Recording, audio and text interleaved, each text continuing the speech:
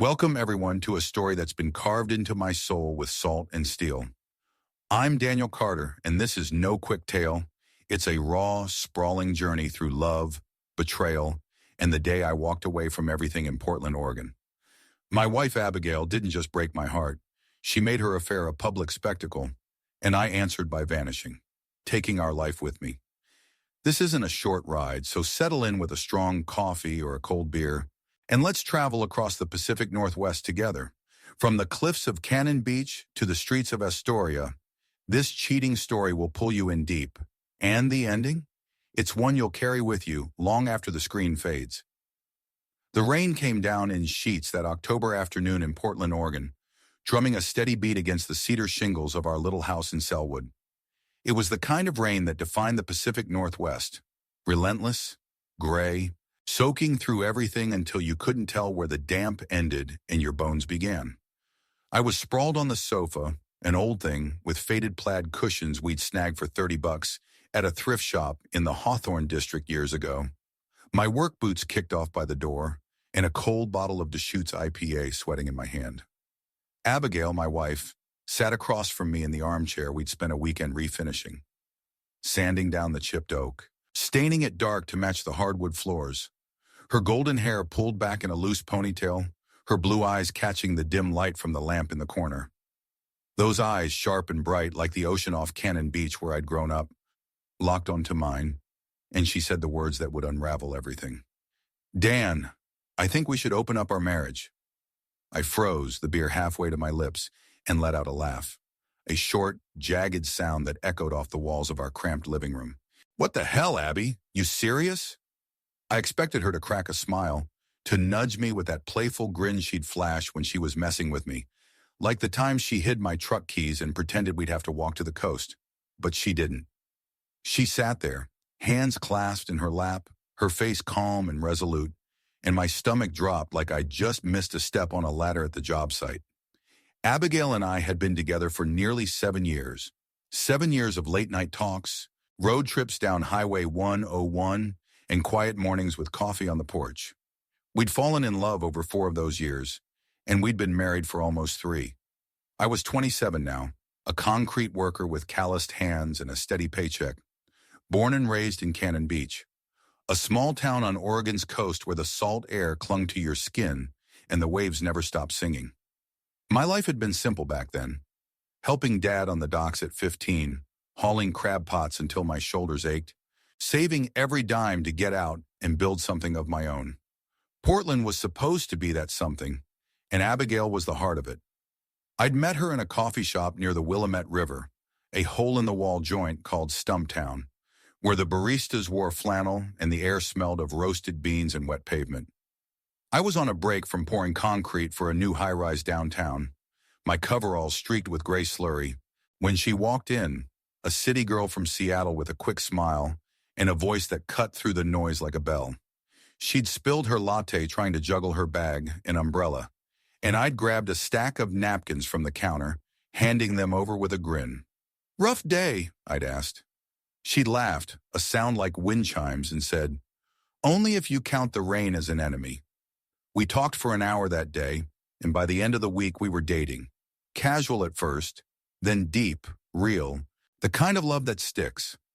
2 years later, we got married at the Japanese Garden in Portland's West Hills. It was spring, the cherry blossoms in full bloom, pink petals drifting down like snow as we said our vows under a wooden pagoda.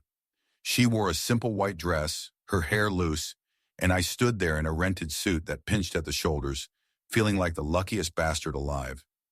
My family came up from Seaside, Dad in his old flannel jacket, Mom fussing with her hair, my brother Jake cracking jokes about me settling down.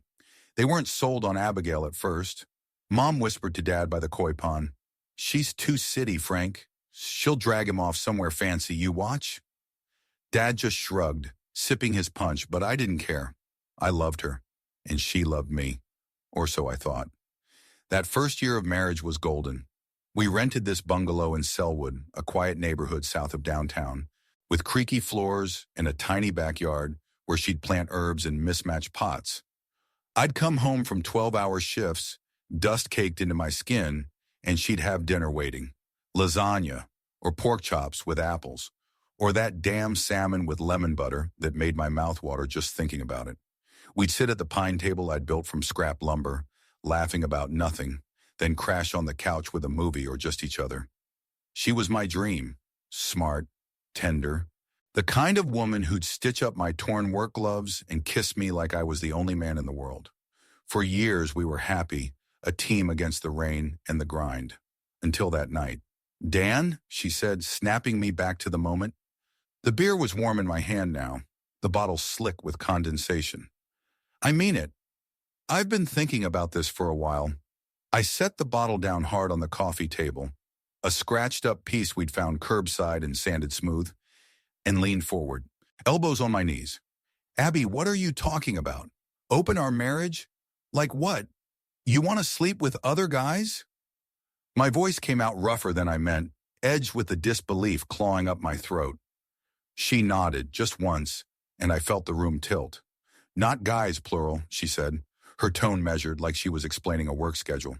"Just one. Ethan. You don't know him. He works at the hotel." I blinked, trying to process. "Ethan? Who the hell is Ethan?" She shifted in the chair, crossing her legs, and started talking. Abigail had been at the Hilton in downtown Portland since she was 18, working the front desk through college and sticking around after, because the pay was decent and the hours fit our life. Ethan was 32, a maintenance guy, janitor, handyman, whatever, who'd been there almost as long. She painted him as this sad sack figure, a good dude who'd gotten screwed over by life. His wife had cheated on him, left him a year ago, and took their son, only for a DNA test to prove the kid wasn't his.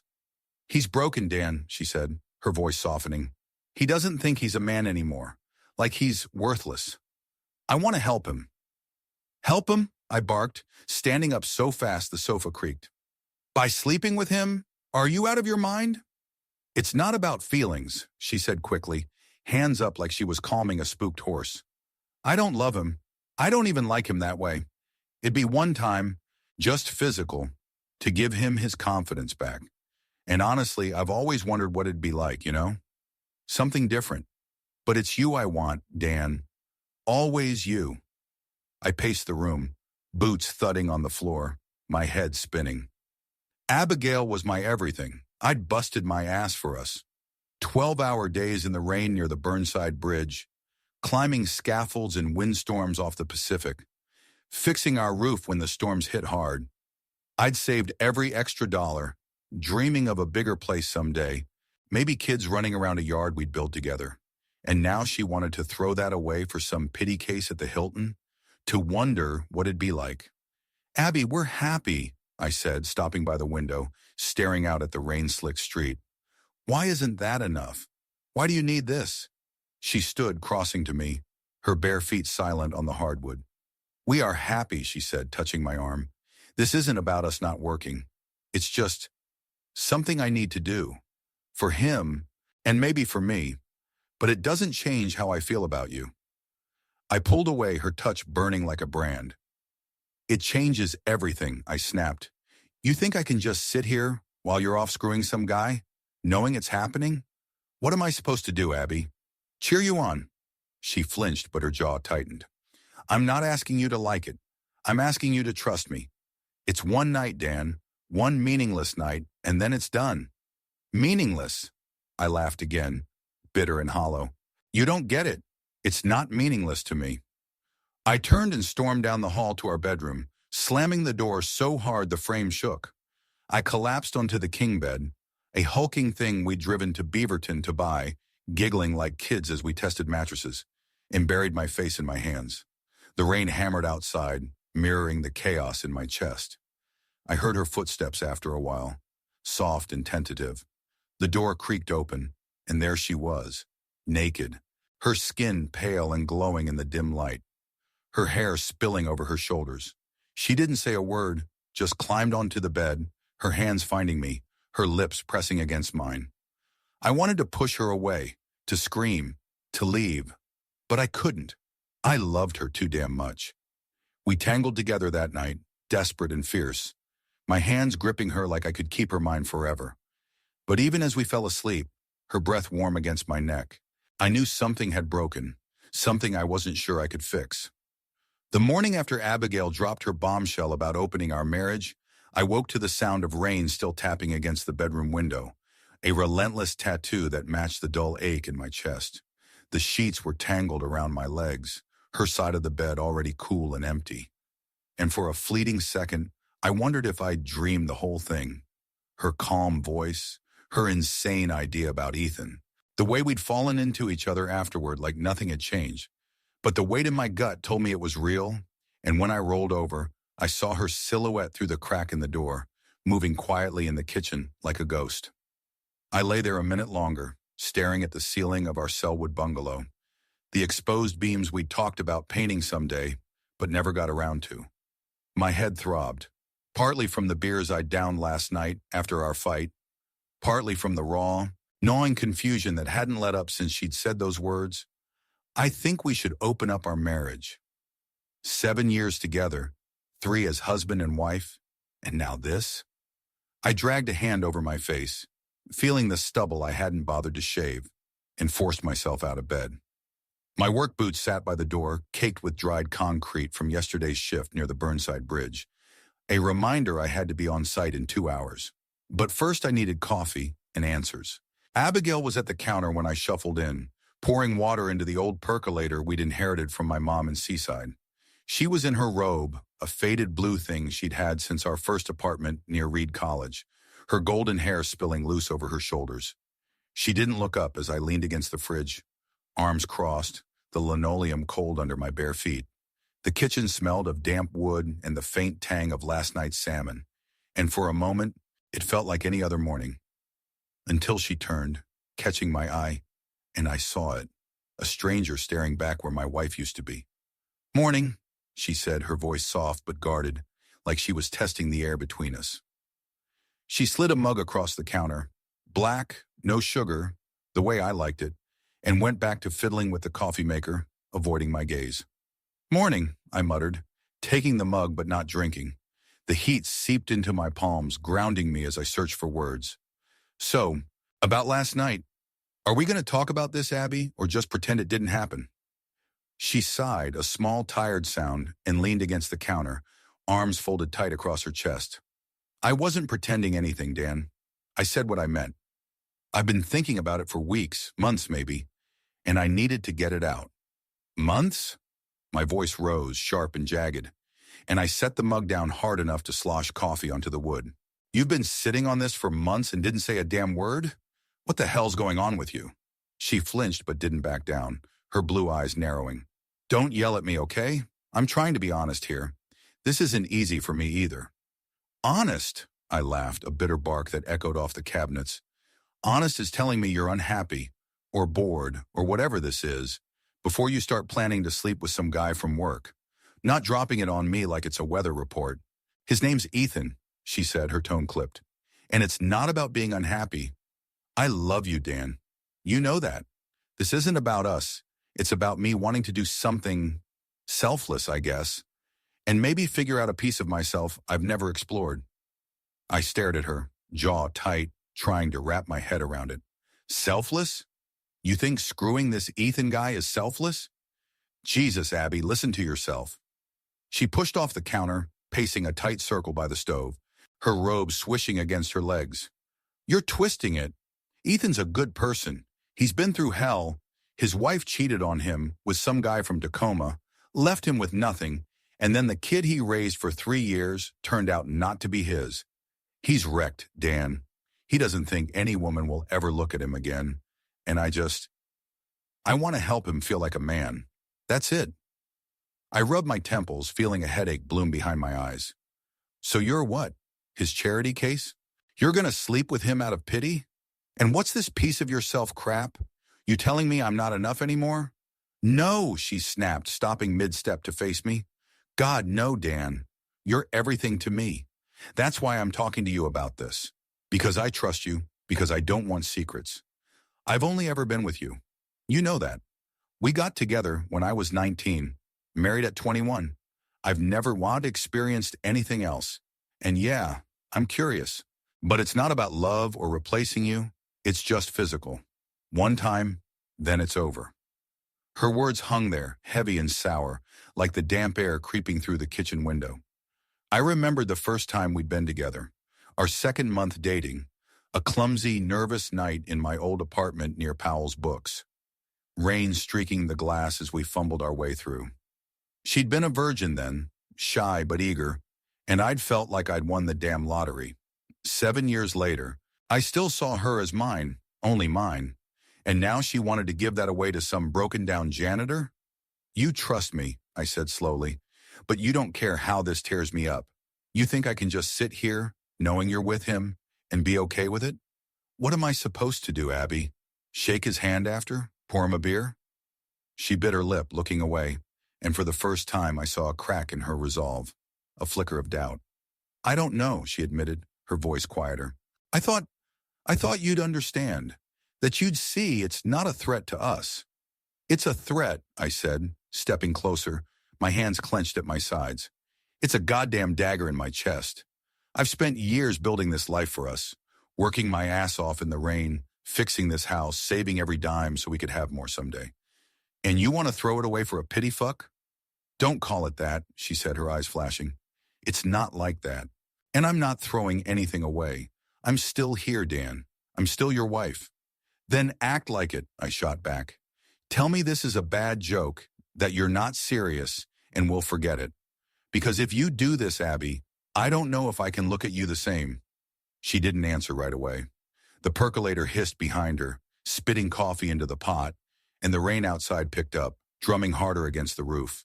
She crossed her arms again, staring at the floor, and when she finally spoke, her voice was barely a whisper. I don't want to lose you, but I need you to let me do this. I turned away, grabbing my mug and dumping the coffee into the sink, the dark liquid swirling down the drain. I've got work, I said, my throat tight. We'll talk later. I grabbed my boots, yanked them on, and headed for the door, the sound of her silence chasing me out into the wet. The drive to the job site was a blur. Rain-slicked streets, the wipers of my Ford F-150 slapping back and forth. The Portland skyline smudged gray beyond the steel bridge. I worked that day like a machine, hauling rebar and mixing concrete under a tarp near the river, the cold seeping into my bones. My crew chief, Tom, a grizzled guy from Gresham who'd been pouring slabs since before I was born, clapped me on the shoulder at lunch. You look like hell, Carter. Wife troubles? I forced a grin, cracking open a soda from the cooler. Something like that. He didn't push, just nodded and lit a cigarette, the smoke curling up into the damp air. Tom had his own scars, divorced twice, kids he barely saw, and I wondered if he'd seen this coming for me too. All day her words looped in my head. I need you to let me do this. Let her? Like it was my job to sign off on her screwing some guy from the Hilton? I kept picturing him, Ethan, a faceless shadow with a mop and a sob story, touching her, taking what was mine. By the time I clocked out, my hands were raw from gripping tools too hard, my mind a tangle of rage and hurt. When I got home, the house was quiet. Abigail still at her shift, the kitchen dark except for the faint glow of the porch light through the window. I cracked a beer, sank onto the couch, and let my mind drift back to Seaside, to the kid I'd been before all this. I'd grown up rough, Dad working the crab boats, Mom stitching nets and frying fish at a diner near the promenade. Money was tight, always, and I'd started hauling gear at 15, my hands bloody from ropes and salt. I'd left at 19, chasing a better life in Portland, and found Abigail. She'd been my anchor, my reason. Now she was slipping away, and I didn't know how to pull her back. She got home around 9, soaked from the rain, her Hilton uniform clinging to her frame. I didn't get up, just watched as she kicked off her shoes and hung her coat by the door. Hey, she said, tentative, like she was stepping onto thin ice. Hey, I replied, my voice flat. You still set on this Ethan thing? She nodded, slow and deliberate, and sat in the armchair across from me, mirroring last night. I am, but I don't want it to break us, Dan. Can we figure this out? I took a long pull from the beer, the cold biting my throat, and set it down. Figure it out? You're asking me to be okay with you cheating. That's not figuring anything out. That's you getting what you want and me eating shit. It's not cheating if you agree, she said, leaning forward, her hands clasped tight. That's the point. I'm asking you, not hiding it. I laughed again, hollow and sharp. You think a permission slip makes it hurt less? I don't care what you call it, Abby. It's you with another guy, and it's killing me. She stood crossing to me and knelt by the couch, her hands on my knees. Dan, please, I love you. This isn't about hurting you. It's about trust. I'll come back to you, always. I looked down at her, those blue eyes pleading, and for a moment, I saw the girl from Stumptown again, spilling her latte, laughing with me under the rain. But then I saw Ethan too, a shadow behind her, and the moment broke. I gently pushed her hands off, standing up. I can't, I said, my voice cracking. I'm going to bed. She didn't follow this time. I locked the bedroom door, stripped down, and fell into the sheets, her scent still clinging to the pillow. Sleep didn't come easy. Rain and regret kept me awake. But when it did, it was restless, filled with dreams of waves crashing on Cannon Beach and a woman I didn't recognize walking away. Sunday morning broke over Portland with a sky the color of wet slate, the rain finally easing into a fine mist that clung to everything like a second skin. I woke early, the bedroom dim and quiet. Abigail's side of the bed still untouched. She'd slept on the couch after our fight last night, a silent wall growing between us. My head pounded from too little sleep and too much thinking, her words looping in my skull like a broken record. I need you to let me do this. Let her sleep with Ethan. Let her break us. I couldn't shake the image, some faceless guy from the Hilton touching her coming back to me like it was nothing.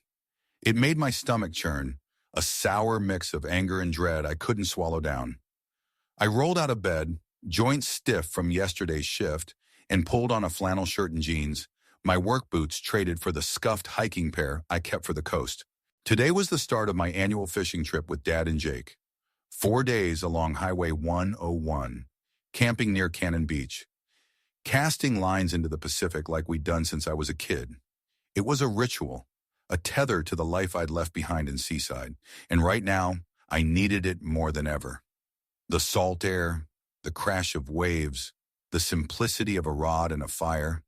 Maybe it'd clear my head, give me a way to figure out what the hell to do about Abigail. She was in the kitchen when I shuffled out, stirring oatmeal on the stove, her hair tied back in a messy bun. She didn't look up, just kept her eyes on the pot, the spoon scraping against the metal in a rhythm that matched the tension in the air. I grabbed my duffel from the hall, already packed with thermals, a rain jacket, and my tackle box, and set it by the door, the thud loud in the silence. You leaving soon? She asked, her voice flat, like she was commenting on the weather. Yeah, I said, sipping up my coat, a weathered Carhartt I'd had since my dock days in Seaside. Dad's expecting me by noon. Be back Thursday. She nodded, still not meeting my eyes. Have fun. Say hi to Jake and your folks for me. I stood there, hands in my pockets, wanting to say something, anything to bridge the gap she'd carved between us. But all I could see was her kneeling by the couch last night, pleading for me to let her go to Ethan, and the words stuck in my throat like gravel.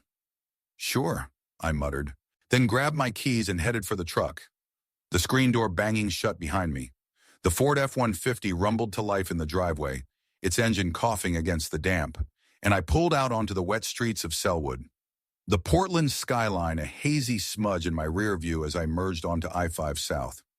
Traffic was light, Sunday drivers still nursing hangovers or church coffee. And within 20 minutes, I hit the turnoff for Highway 26 West, the road that'd take me through the Coast Range to Highway 101 and the sea. The forest closed in fast, towering Douglas firs dripping with moss, their branches cutting the sky into jagged strips of gray. I cracked the window, letting the cold, earthy air flood the cab, and cranked the radio.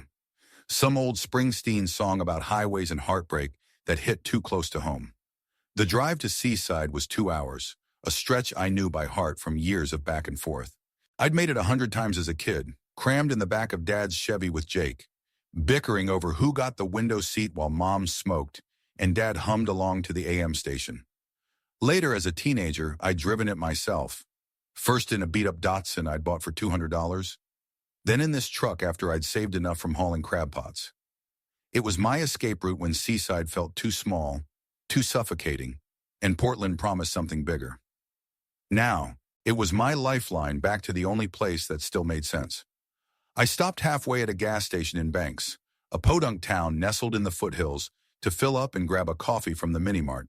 The clerk, a kid with acne and a hoodie, barely looked up as he handed me a styrofoam cup, the brew bitter and burnt but hot enough to wake me. Outside, I leaned against the truck, sipping it slow, watching mist curl off the fields across the road. My phone buzzed in my pocket. Abigail, texting what? Drive safe. Love you. I stared at it, thumb hovering over the screen, then shoved it back without replying. Love you. The words felt hollow now, a thin thread stretched to breaking. Back on 26, the road climbed into the mountains, winding past logging cuts and streams swollen with rain. By the time I hit the junction with Highway 101 near Elsie, the forest gave way to glimpses of the Pacific, steel gray and restless, stretching to the horizon. I turned south, the truck hugging the curves as I passed Nehalem and Rockaway Beach. The coastal towns quiet this time of year. Their tourist traps shuddered against the off-season. Seaside came into view just before noon, its low skyline of motels and fish shacks dwarfed by the wide sweep of the beach beyond. Dad's place was off Avenue U, a weathered clapboard house a block from the promenade, its paint peeling from years of salt and wind. I pulled into the gravel drive, spotting Jake's Tacoma already parked, its bed loaded with coolers and gear. Dad stepped out onto the porch as I killed the engine. A stocky man in his late 50s, his flannel jacket patched at the elbows, his gray hair thinning under a faded duck's cap. There's my boy, he called, grinning as he ambled down the steps. Thought you'd gotten soft up in the city. Not yet, I said, forcing a smile as I climbed out and clapped him on the shoulder. Jake here. Inside, eating me out of house and home, Dad said, nodding toward the door. Your mom's at the diner, late shift, but she'll swing by camp tonight. I grabbed my duffel and followed him in, the house smelling of coffee and fried clams, a scent stitched into my childhood.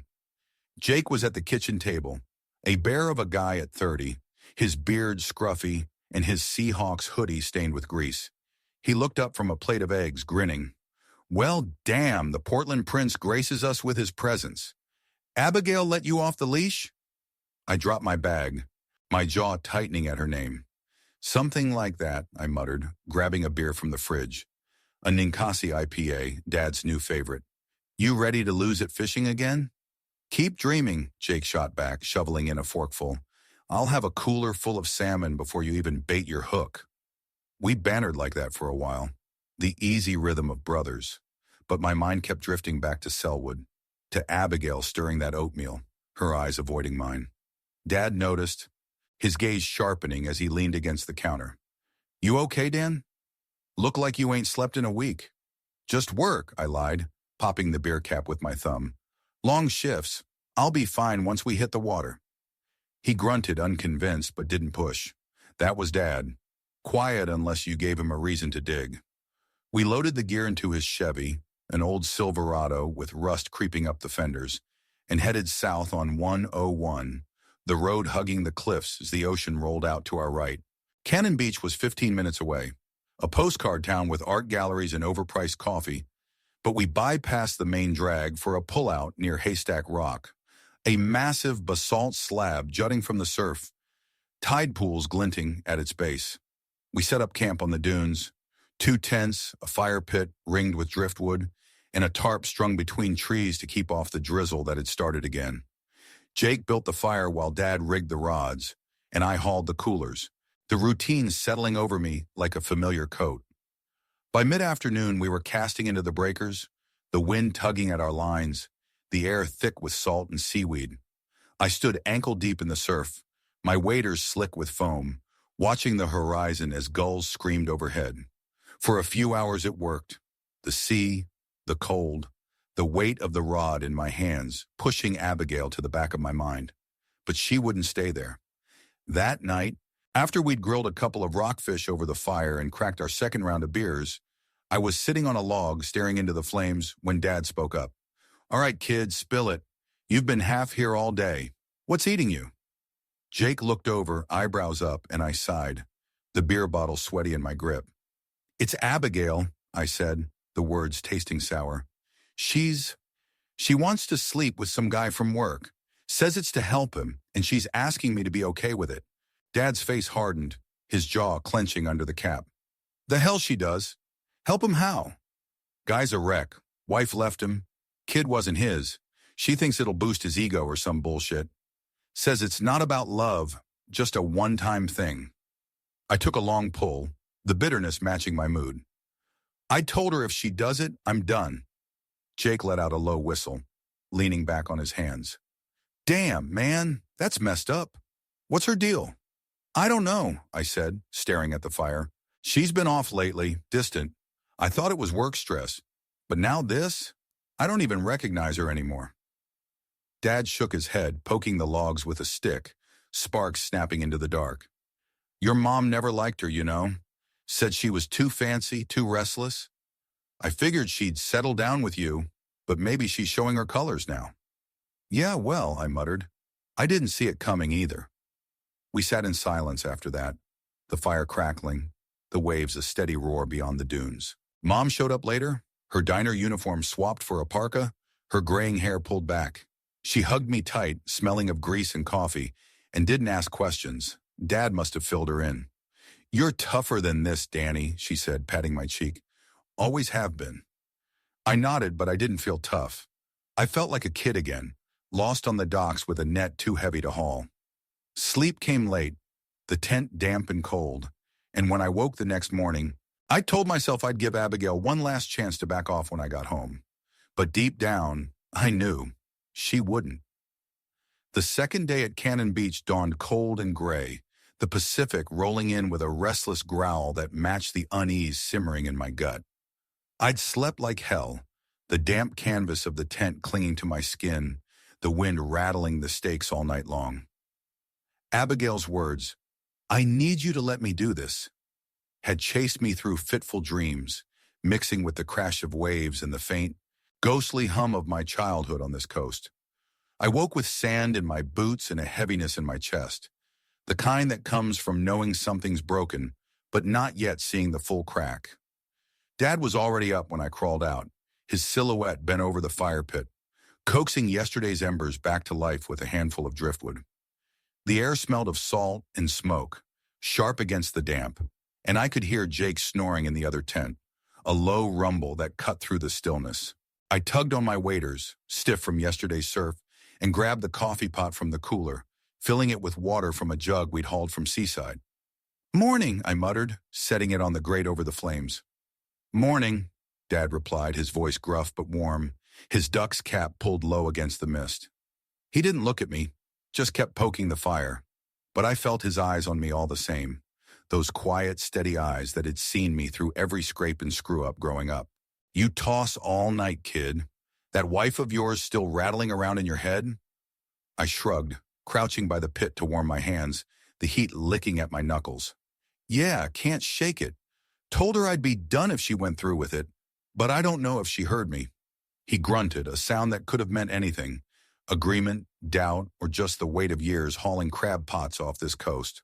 Folks don't always hear what they don't want to hear, he said finally, tossing a splintered log into the flames. Your mom said the same to me once, back when we hit a rough patch. Took me walking out for her to listen. I glanced at him, surprised. Mom and Dad's marriage had always seemed ironclad, two tough coastal souls forged together by storms and lean winters. You walked out? Once, he said, his mouth twitching into a half-smile. Packed a bag, drove down to Tillamook, stayed with my brother for a week till she called me back. Point is, sometimes you gotta show 'em you mean it. I nodded, staring into the fire, the orange glow flickering against the gray morning. Show her I meant it. The thought settled heavy, a cold stone in my stomach, but I pushed it aside as the coffee started to perk, the hiss cutting through the quiet. Jake stumbled out a minute later, hair wild and eyes bleary, muttering about the cold as he grabbed a mug. You two look like someone died, he said, pouring himself a cup. Cheer up, it's fishing day. We ate a quick breakfast, oatmeal from a packet and some jerky Mom had sent from the diner, then hauled our gear down to the surf.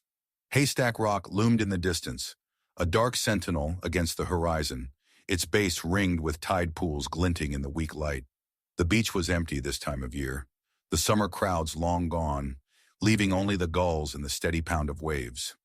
I cast my line into the breakers, the rod flexing in my grip, and for a while it worked. The rhythm of the cast, the tug of the current, the salt spray on my face pulling me out of my head. We fished most of the day, pulling in a few rockfish and a small salmon that Jake crowed about like he'd landed a marlin. Dad smoked a cigarette by the water's edge, his silhouette framed against the sea, and I let myself sink into the moment. The coast, the family, the simplicity I'd missed since moving to Portland. I'd grown up on these beaches, running barefoot through the dunes as a kid, sneaking beers with Jake under the seaside pier as a teenager. It was home in a way Sellwood never quite felt, even with Abigail's herbs in the yard and her laugh in the kitchen. For a few hours, I could pretend she hadn't ripped that home apart.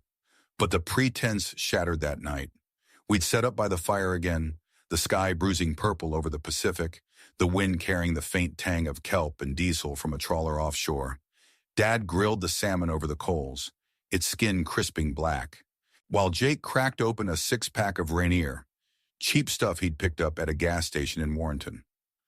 Mom had gone back to Seaside for her shift, promising to bring clam chowder tomorrow, and it was just us three, the fire popping and the waves a steady heartbeat in the dark.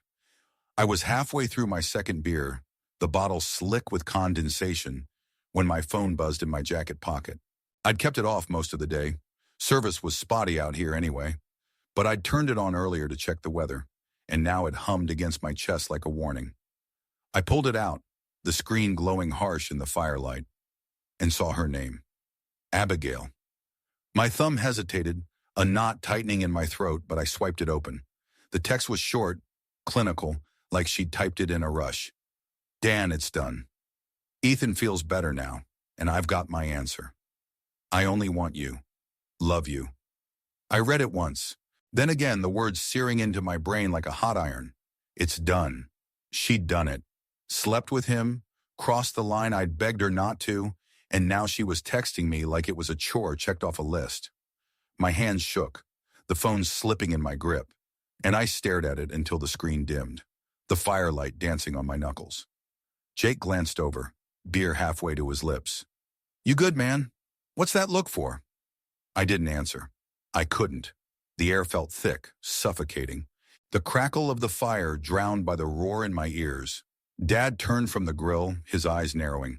Dan, what's going on? She did it, I said, my voice a rasp, barely audible over the waves. Abigail, she slept with that guy, Ethan, just texted me. Jake let out a low whistle, setting his beer down in the sand. Holy shit, after you told her no? Yeah, I said, the word bitter on my tongue. After all that. Dad didn't say anything at first, just flipped the salmon with a spatula, the sizzle loud in the silence. When he spoke, his voice was low, steady, the way it got when he was pissed but holding it in. What did she say exactly? I handed him the phone, my arm heavy, and he read it, his jaw tightening under the cap. He passed it to Jake, who scanned it and shook his head. That's cold, man. It's done? Like she's reporting a damn oil change. I stood, the log creaking under me, and walked toward the water, the sand crunching beneath my boots. The tide was coming in, foam licking at the shore, and I stopped just short of the waves, staring out at the black expanse where the sea met the sky. My chest burned, a raw, tearing ache that spread like wildfire, and I gripped the phone so hard I thought the screen might crack. She'd done it. After 7 years, coffee at Stumptown, hikes up Multnomah Falls, nights tangled in our Sellwood bed, she'd thrown it away for some pitiful bastard from the Hilton, and then had the gall to say she only wanted me. I remembered our first trip to Cannon Beach together, 2 months after we'd started dating. We'd driven down from Portland in my old Datsun, the engine rattling, her laughing as we parked near Acola State Park and hiked to the viewpoint. The wind had whipped her hair wild, her cheeks pink from the cold, and we'd kissed under the spruce trees, the ocean stretching endless below us. "This is us," she'd said, her arms around me. "Forever, right?" I'd believed her. Now that memory felt like a lie, a ghost dissolving in the salt air. Behind me, Dad's voice cut through the haze. "You all right, son?" I turned, the fire a warm smudge against the dunes, and shook my head. Number, I don't know what I am. Jake stood, brushing sand off his jeans, and walked over, clapping a hand on my shoulder. "She's an idiot, Dan. You told her what had happened. What are you going to do?" I looked back at the water, the waves crashing relentless, and felt something harden inside me, a resolve I hadn't known I had. "What I said I'd do," I replied, my voice steadying. "I'm done. She made her choice." Dad nodded, slow and grim, and handed me back the phone. "You mean that?" "Yeah," I said, shoving it in my pocket. "I mean it." We didn't talk much after that. Jake cracked another beer, Dad finished the fish, and we ate in silence, the fire dying down to embers. I stayed by the water a while longer, letting the cold sink into my bones, the text replaying in my head. When I finally crawled into the tent, the sand cold beneath my sleeping bag, I didn't sleep. I lay there staring at the canvas, planning Lake Oswego, the lawyer, the house. She'd made it public now, texting me like it was nothing, and I'd make my answer just as clear. I'd disappear, take it all away, and leave her with the wreckage she'd built. The drive back from Cannon Beach on Thursday morning felt like a funeral procession. Slow, heavy, the weight of Abigail's text sinking deeper with every mile. The Pacific faded in my rear view as I turned onto Highway 26 East, the forest closing in with its dripping firs and mossy cliffs, the sky a bruised gray that matched the storm in my chest. I'd stayed through the fishing trip, casting lines with Dad and Jake like nothing had happened. But her words, "It's done. Ethan feels better now," had carved a hollow space inside me, one I couldn't fill with salt water or beer. My hands gripped the wheel of the Ford F-150, knuckles white. Springsteen's Darkness on the Edge of Town crackling through the radio, his gravelly voice a mirror to the ruin I was heading back to. I didn't go straight to Sellwood. The thought of walking into that house, our house, and seeing her there, her blue eyes pretending everything was fine, made my stomach lurch. Instead, I veered south at the I-5 junction, taking the winding roads toward Lake Oswego, a tidy suburb nestled against the Willamette River, about 20 minutes from Portland. I had a buddy there, Mike Russo, a lawyer I'd met years back when his firm hired my crew to pour a foundation for some swanky office park. He'd given me his card after a beers and bullshit session at a dive bar near the site. "Call me if you ever need legal muscle, Carter." And now I did. Mike's office was in a strip mall off Boone's Ferry Road, a squat brick building wedged between a dry cleaner and a tie joint, its sign faded but legible. Russo and Associates, Family Law. I parked the truck, gravel crunching under the tires, and sat there a minute, the engine ticking as it cooled. My duffel was still in the back, stuffed with damp clothes and tackle grease, a reminder of the coast I'd left behind. I pulled out my phone, reread Abigail's text for the 100th time, then shut it off and shoved it in my pocket. No point delaying it. I needed this done. Inside, the office smelled of coffee and old paper. The receptionist, a woman in her 50s with a perm and a smoker's rasp, glancing up from her crossword. "You got an appointment?" she asked, pencil poised. "No," I said, shifting on my feet. "Just need to see Mike Russo. Tell him it's Dan Carter. He'll know me." She eyed me, taking in the flannel and unshaved jaw, then buzzed the intercom. "Mike, some guy named Carter's here. No appointment." A muffled reply crackled back, and she waved me through. "Second door on the left." Mike was behind a desk piled with files, a short, wiry guy with thinning hair and a tie loosened at the collar. He looked up as I walked in, grinning. "Well, damn, Carter. What brings the concrete king to my doorstep? You finally suing that cheapskate contractor from Teagard?" I forced a half smile, dropping into the chair across from him. "Nah, personal stuff. Need divorce papers drawn up. Fast." His grin faded, replaced by a sharp, appraising look. "Shit, man. Sorry to hear that. What happened?" I leaned forward, elbows on my knees, and spilled it. Abigail's idea to help Ethan, her begging me to agree. The text from Cannon Beach confirming she'd gone through with it. My voice stayed steady, but my hands clenched as I talked, the memory of her words cutting fresh each time. Mike listened, jotting notes on a legal pad, his pen scratching loud in the quiet. "She texted you that?" he asked when I finished, tapping the pad. "After you told her it'd end things?" "Yeah," I said, my throat tight. Clear as day. "It's done." Like it was nothing. He whistled low, leaning back. "That's ballsy and stupid. She's handing you a slam-dunk case if you want to push fault.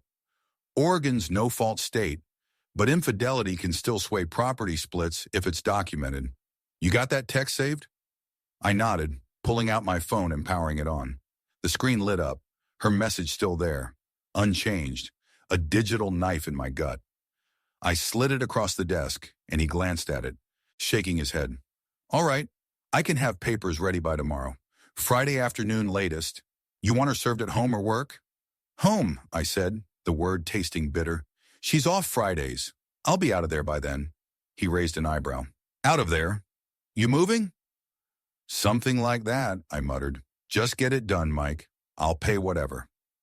We hashed out details, assets, not much beyond the truck and some savings.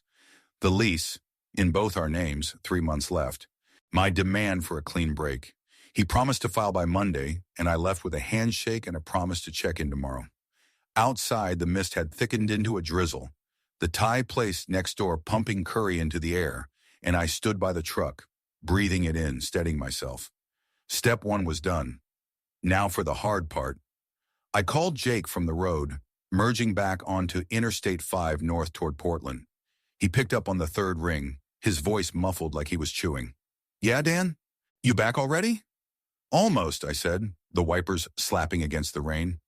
"Need a favor. Meet me at the house in Sellwood. 2 hours. Bring your truck." He paused, swallowing whatever he'd been eating. "What's up? Abigail kick you out?" "No," I said, my grip tightening on the wheel. "I'm kicking her out. She did it, Jake. Slept with that guy. I'm filing for divorce and I'm clearing the place out today." "Jesus," he said, voice dropping. "You serious? Right now?" "Yeah. You in or not?" "Course I'm in," he said, no hesitation. 2 hours. I'll grab some boxes from Dad's garage. You okay?" I didn't answer that, just said, "Thanks," and hung up. The city loomed ahead as I crossed the Marquam Bridge, the Willamette a dull silver below, the skyline smudged with clouds. Sellwood was 10 minutes out, and I knew Abigail would still be at the Hilton. Her Thursday shift ran late, giving me a window. My hands itched to get moving, to rip apart the life we'd built before she could walk in and play innocent. The house was dark when I pulled in, the porch light off, the herbs in her pots drooping from the rain. I unlocked the door, the familiar creak of the hinges hitting me like a punch, and stepped inside. It smelled of her, lavender from her shampoo, the faint spice of last week's chili lingering in the air. The sofa sat where I'd left it, the coffee table still holding my empty beer bottle from Sunday. I dropped my duffel and stood there taking it in. The life we'd made, the one she'd torched with a single text. Jake rolled up an hour later, his Tacoma rattling into the drive, boxes stacked in the bed. He climbed out, a Seahawks cap pulled low, and hauled a couple empties to the porch. "All right, man," he said, clapping my shoulder. "Where are we starting?" "Everything," I said, voice flat. "Sofa, bed, kitchen stuff, all of it. She gets a twin mattress and some basics. That's it." He nodded. No questions, and we got to work. The sofa went first, a beast to wrestle out, its legs scraping the hardwood as we muscled it into his truck. Then the king bed from our room, the frame we'd assembled together giggling like idiots, the mattress where we'd loved and fought and dreamed. I stripped it bare, the sheets still carrying her scent, and dragged it to the curb. Someone else could claim it. The kitchen table followed, the pine I'd built with my own hands, followed by chairs, dishes, the cast iron skillet she'd cooked that damn salmon in. Every piece felt like a shard of us, splintering off into the rain. We left a twin bed from my nephew's old room in Seaside. Jake had hauled it up in the truck, a rickety chair from the garage, and a small TV I'd kept since my teens. In the kitchen, I tossed a saucepan, a frying pan, a stack of paper plates, and a roll of paper towels onto the counter. Enough for her to survive, nothing more. The rest, our life, went into Jake's Tacoma, or my F-150, destined for storage or the dump. By dusk, the house was a shell. Bare floors, echoes where furniture used to be, a hollowed-out husk of what we'd had. Jake wiped sweat from his brow, leaning against the wall. "You sure about this, Dan? She's gonna flip." "Let her," I said, pulling a pen from my pocket. I grabbed a napkin from the stack I'd left her, scrawled a note. "Thanks, Abby. Good luck with Ethan." "Dan," I set it on the counter with the divorce papers Mike had promised to finalize, then turned to Jake. "I'm out. Got a place in Gresham lined up.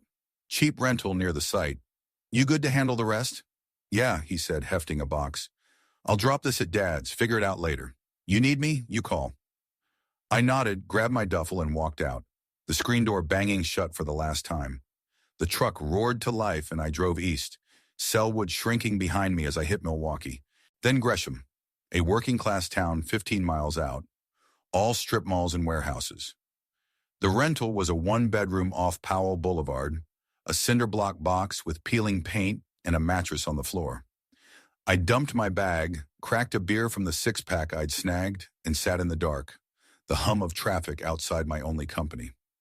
Friday morning, my phone buzzed nonstop. Abigail calling from her number, then others, co-workers probably, her voice frantic in voicemails I didn't play. I blocked her. Then her family, her mom in Seattle, her brother in Tacoma, all of them cut off with a swipe. At noon, Tom, my crew chief, texted, "Heard some shit from the Hilton crew. Your wife's telling people she helped a friend. You good?" I replied, "Done with her. I'm fine." He didn't push, just sent a thumbs up. Mike called at 3. "Papers are ready. She'll be served tomorrow, Saturday. You sure about this, Carter?" "Yeah," I said, staring at the bare walls of my new life. "Serve her. I'm gone." I hung up, blocked the phone from ringing again, and leaned back, the beer warm in my hand. Abigail could have the empty house, the twin bed, the note. I'd disappeared, taken it all away, our home, our past, our promises, and left her with nothing but the choice she'd made. The first night in Gresham was a restless blur, the thin mattress on the floor of my new rental creaking under my weight as I stared at the cracked ceiling. Traffic rumbled past on Powell Boulevard outside, a steady hum punctuated by the occasional blare of a horn or the screech of tires on wet asphalt. The room smelled of stale cigarette smoke and mildew, the walls bare except for a single bent nail where some past tenant had hung a picture, or maybe a dream. I'd cracked a Ninkasi IPA from the six-pack I'd grabbed on the way, but it sat half-finished on the floor, the taste flat against the bitterness in my throat. Abigail's text, "It's done," still burned behind my eyes, and the echo of our emptied Sellwood house followed me here, a hollow sound I couldn't shake. Friday dawned gray and damp, the drizzle streaking the single window above the mattress. My phone buzzed incessantly from the moment I powered it on. Abigail's number lighting up the screen, then unfamiliar ones, voicemails piling up like debris after a storm. I didn't listen. I scrolled through, blocking each as it came. Hers first, a quick swipe that felt like cutting a lifeline. Then her mom's Seattle area code, her brother's Tacoma number, even a couple from the Hilton's front desk line. The messages kept coming, relentless, until I turned the damn thing off again and tossed it onto my duffel, the thud loud in the empty space. I didn't have a shift today. Called in sick for the first time in years. My crew chief, Tom, texting back a simple, "Take care, man." So I spent the morning unpacking what little I'd brought, a change of clothes, my tackle box, a battered coffee mug from Dad's place in Seaside. The rental was a far cry from Sellwood, no creaky hardwood, no herb pots, just a cinder block box with a sink that dripped and a fridge that rattled like it was on its last legs. I didn't care. It was mine, a bunker to hole up in while Mike's papers hit Abigail like a sledgehammer tomorrow. By noon, the quiet got to me. I grabbed my keys and drove to a diner off Stark Street, a greasy spoon called Rosie's with chipped formica tables and waitresses who called you hon without looking up from their notepads. I slid into a booth by the window, the vinyl seats squeaking, and ordered coffee and a plate of hash browns, the cheapest thing on the menu. The coffee came fast, black, bitter, steaming in a chipped mug, and I nursed it, staring out at the rain-slicked parking lot as Gresham shuffled by. Delivery trucks, moms with strollers, guys in hoodies ducking under awnings. My phone buzzed again. Tom this time, a text. Heard some shit from the Hilton crew. Your wife's telling people she helped a friend. Word's getting around. You good? I stared at it, my jaw tightening. Helped a friend. She was spinning it already, painting her betrayal like some noble act. And now it was spreading. Portland's construction and hotel circles weren't big, and gossip traveled fast. I typed back, done with her. I'm fine. He replied with a thumbs-up emoji, no questions, and I appreciated that. Tom didn't pry, just got it. The hash browns came, crispy and drowned in ketchup, and I ate mechanically, the food settling heavy in my gut. She'd made it public, her affair, her excuse, and I could feel the eyes on me already, the whispers from guys I'd worked with, the pity or judgment I didn't want. I'd cleared out the house to cut her off, to take back what was mine, but she was turning it into a story, and I was the fool in it. The diner's jukebox kicked on, some old Johnny Cash tune about losing everything, and I almost laughed at the irony, bitter and sharp. Abigail hit harder that afternoon. I'd gone back to the rental, was halfway through rigging a cheap lamp from a hardware store on Burnside, when a knock rattled the flimsy door. I froze, wire strippers in hand, my pulse spiking. Was she here? But when I cracked it open, it was Jake, rain dripping off his Seahawks cap, a six-pack of Rainier under his arm. Figured you'd need company, he said, stepping in without waiting for an invite. Thing, I said, shutting the door as he set the beer on the counter, a wobbly slab of laminate next to the sink. How'd you find me? Asked Tom, he said, cracking a can and handing me one. He said you were holed up in Gresham, gave me the address. Place is a dump, man. Yeah, well, I said, popping the tab. It's temporary. Papers get served tomorrow. She's out of my life after that. He nodded, leaning against the wall, his boots tracking mud onto the linoleum. She's been blowing up my phone since this morning. Voicemails, texts, the works. Didn't answer. Figured you'd want me to stay out of it. What's she saying? I asked, my voice tight, the beer cold against my palm. He shrugged, taking a swig. Same crap? It's a misunderstanding. I need to talk to Dan. I didn't mean to hurt him. Even got one from that Ethan guy. Thanking you, if you can believe it. Said you're a stand-up guy for letting her help him. Sounded like a damn robot. I laughed, a harsh, jagged sound, and slammed the can down, foam sloshing over the edge. Thanking me? She screws him? I gut our house? And he's thanking me? What the hell's wrong with these people? Jake shook his head, his jaw tight. They're nuts, man. She's spinning it like you agreed. Like it's all cool. Mom heard it too. Some friend of hers at the diner knows a gal at the Hilton. Word's out. Dan, she's not keeping it quiet. I paced the small room, 3 steps wall to wall, my boots thudding on the thin carpet.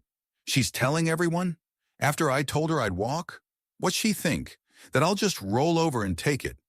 Dunno, Jake said, watching me. Sounds like she's trying to save face, but it's pissing people off. Tom said the crew's on your side, thinks she's full of it. Mom's ready to drive up and smack her. I stopped, rubbing my face, the stubble rough under my hands. Good. Let 'em hate her. She made this bed. Let her lie in it. Jake stayed an hour, finishing 2 beers while I nursed mine, the lamp half-wired on the floor. He didn't push, just sat there, a solid presence like he'd been when we were kids, backing me up in fights on the seaside pier. Before he left, he clapped my shoulder. You're doing the right thing, Dan. She fucked up, not you. Call if you need me. I'll haul more shit or punch someone. Whatever. I nodded, locking the door behind him, and sank onto the mattress, the room dark except for the faint glow of streetlights through the blinds. The fallout was spreading, her story, my silence, and I felt it closing in, a noose I'd have to dodge. Saturday came, and with it, the serving. Mike texted at 10. Papers delivered, 9:45 a.m., Sellwood address. She signed. It's official now. I didn't reply, just stared at the screen, imagining her opening the door, some processed server in a cheap jacket handing her the end of us. I wondered if she'd cried, screamed, or just stood there, her blue eyes blank. Part of me wanted to know. Part of me didn't give a damn. The calls kept coming. Blocked numbers now. Friends of hers probably. Co-workers. Maybe Ethan again. I let them stack up, unplayed, until one slipped through late that afternoon. A Boise, Idaho area code I recognized. Mark, an old seaside buddy who'd moved there for a logging gig years back. I hesitated, then answered, his gravelly voice crackling through. Dan, that you? Yeah, I said, leaning against the sink, the drip steady in the quiet. Hey, Mark. Jesus, man, heard about Abigail from my sister. She still talks to your mom. What the hell's going on? She really do that? Yeah, I said, my throat tight. Slept with some guy from work, told me after. I'm done. Divorced her today. He whistled long and low. Damn, that's cold. You okay? Getting there, I lied. Moved to Gresham, starting over. Good, he said. Hey, you ever need a break? Come up to Boise. Got a spare room? Plenty of beer. We'll hit the hills, clear your head. I managed a half laugh. Might take you up on that. Thanks, man. We talked a bit. Old times fishing off Nehalem Bay, the Datsun we'd hot-wired as teens. Then hung up, his offer lingering like a lifeline. Boise. Maybe a way out if Gresham got too tight. Sunday, I went back to work. Needed the routine, the grind. The site was off Sandy Boulevard, a warehouse expansion, and the crew nodded as I rolled in. No questions, just quiet respect. Tom pulled me aside at break, handing me a thermos of coffee. Hilton guys were at the bar last night. Your ex was there, crying to anyone who'd listen. Said you abandoned her after she helped a friend. Half the room laughed her out. I snorted, pouring a cup. Good. Let her dig her hole. She will, he said, clapping my back. You're solid, Carter. She's the one who's screwed. The day stretched long, mixing slurry, hauling rebar. The rain soaking my coveralls, but it kept my hands busy, my mind numb. Back at the rental, I cracked another beer, the fallout echoing around me.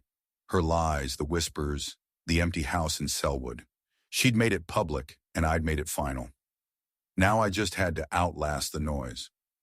3 months after I'd emptied the Sellwood house and disappeared into Gresham, the divorce came to a head in Portland. It was a Tuesday in late January, the air biting cold and thick with fog as I drove west from Powell Boulevard, the Ford F-150's heater rattling against the chill. The city loomed ahead, its skyline a jagged silhouette through the haze, the Willamette River glinting dull silver beneath the steel bridge. I'd been dreading this day, the final hearing at Multnomah County Courthouse, where Abigail and I would face off one last time, where a judge would stamp the end of 7 years with a gavel and a signature. My hands gripped the wheel, knuckles white, Johnny Cash's hurt leaking through the radio, his voice a raw echo of the ache I'd carried since Cannon Beach. The courthouse was a squat, imposing brick building downtown, its steps slick with ice from the night's freeze. I parked in a lot off 4th Avenue, the meter chewing my last quarters, and trudged up to the entrance, my work boots thudding on the pavement.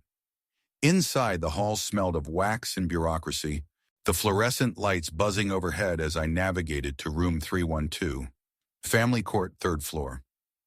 My lawyer, Mike Russo, was waiting by the door, his tie crooked, a styrofoam cup of coffee steaming in his hand.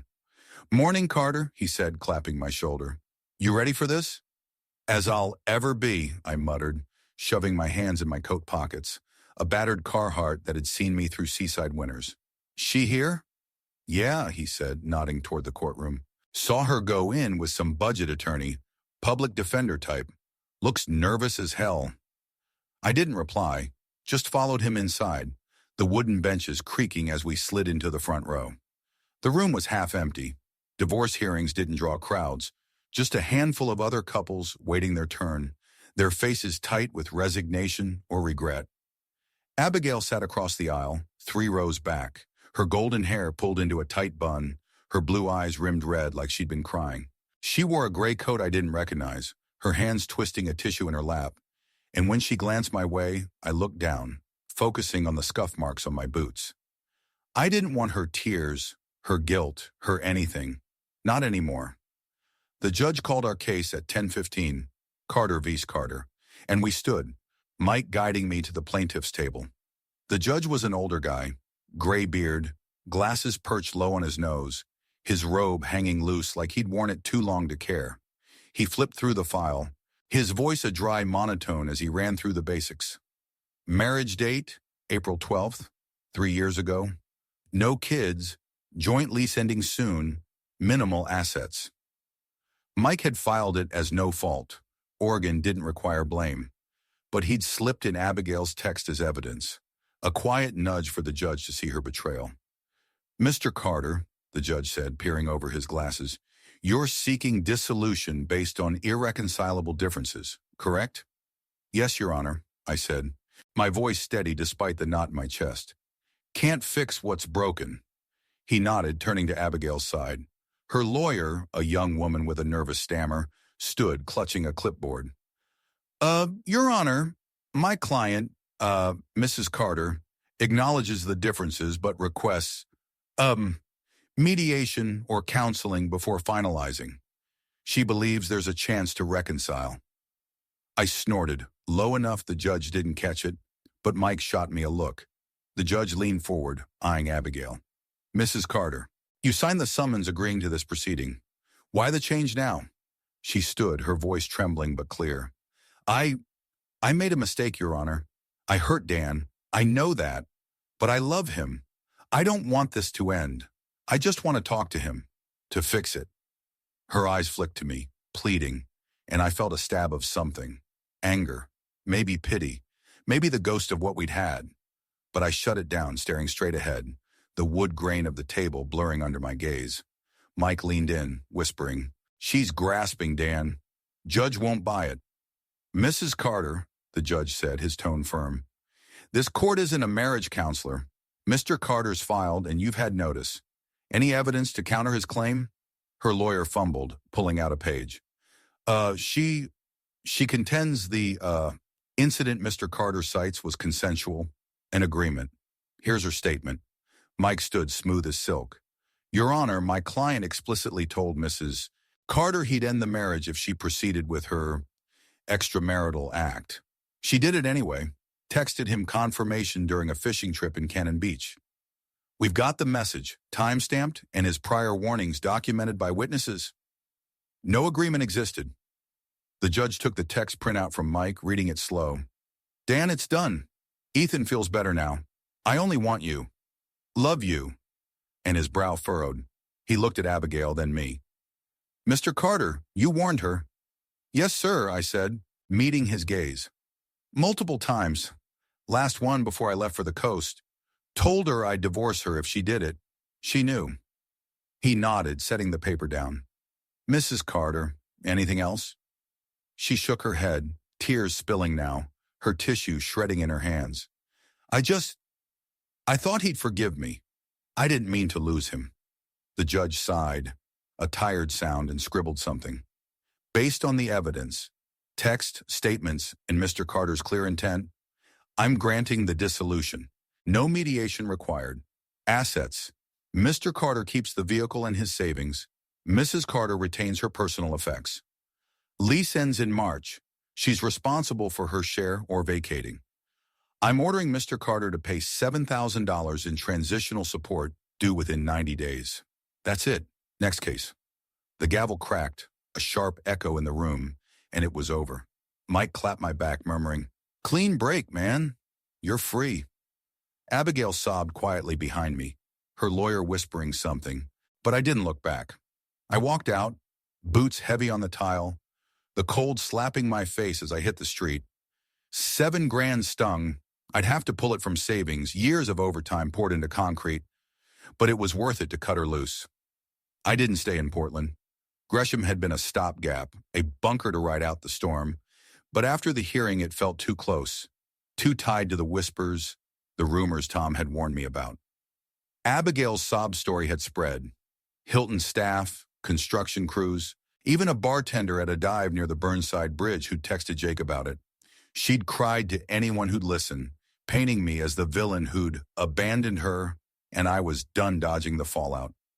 I needed distance, a fresh slate, and the coast called me back.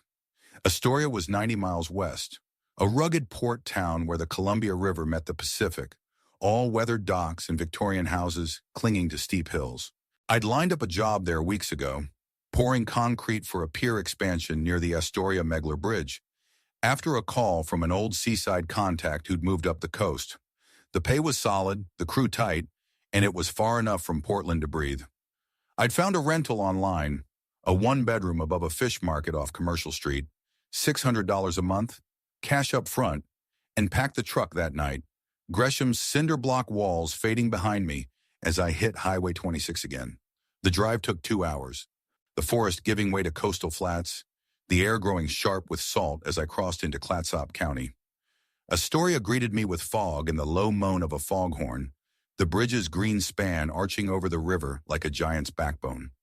I pulled into town at dusk, the streets narrow and wet, the fish market's neon sign flickering below my new place. The apartment was small, peeling wallpaper, a sagging couch, a kitchenette with a stove that sparked when I tested it. But it had a window facing the water, the Columbia rolling dark and endless beyond the docks. I unloaded my gear, duffel, tackle box, a crate of tools, then drove to a bar nearby. The Portway Tavern, a dive with sticky floors and a jukebox stuck on Merle Haggard. The bartender, a grizzled guy with a beard like steel wool, slid me a Rainier without asking. "New in town?" he grunted, wiping the counter. "Yeah," I said, taking a sip, the cold biting my throat. "Starting over." He nodded, no questions, and I sat there nursing the beer as the river lapped outside. The job started Monday, 10-hour shifts, 6 days a week, and I'd throw myself into it, let the grind bury the past. Abigail's $7,000 would come from my savings, wired through Mike, and after that she'd be gone. Physically, legally, maybe even from my head. The first week in Astoria was quiet, solitary. I worked the pier site, mixing slurry under the drizzle, the crew a mix of locals and transplants who didn't care about my story. At night, I'd climb the cliffs near the Astoria Column, a wooden tower perched above town, its spiral staircase winding to a view of the coast, and watch the Pacific churn, the horizon swallowing the last light. Memories of Sellwood crept in, her laugh over burnt toast, her hands on mine as we built the table. But they were fainter now, dulled by the salt air and the rhythm of work. Jake called Saturday, his voice crackling over the spotty signal. "Mom says Abigail's out of the house. Lisa's up soon. Guess she's crashing somewhere else. You holding up?" "Yeah," I said, leaning against the truck outside my place, the fish market stink wafting up. "Astoria's good. Quiet." "Good," he said. "Heard she's still whining to people. Hilton fired her, by the way. Too much drama." I snorted, a grim satisfaction settling in. Serves her right.